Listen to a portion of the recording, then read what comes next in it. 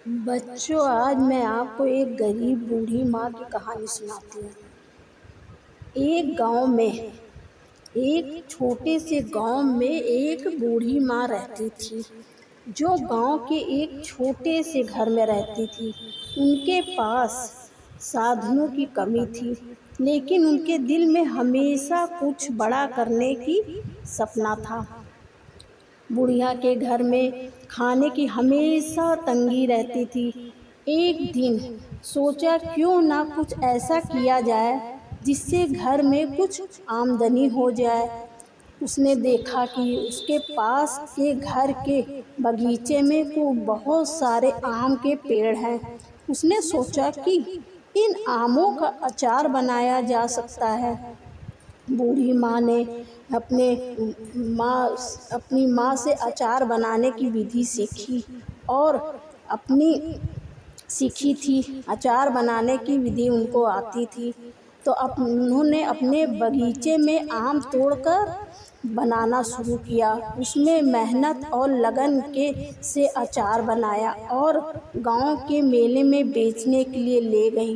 पहले दिन उसे थोड़ा ही सफलता मिली, लेकिन उन्होंने हिम्मत नहीं हारी। वह रोज अचार बनाती और बेचने जाती। धीरे धीरे उनकी मेहनत रंग लाने लगी और उनके अचार की मांग बढ़ने लगी।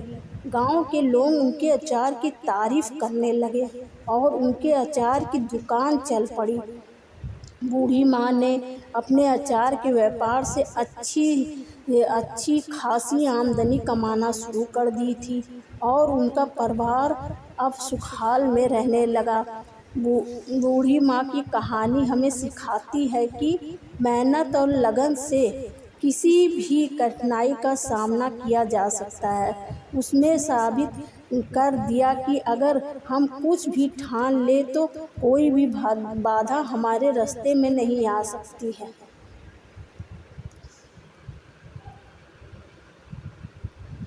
इस कहानी से यह प्रेरणा मिलती है कि सपने को साकार करने के लिए मेहनत, धैर्य और आत्मविश्वास की आवश्यकता होती है।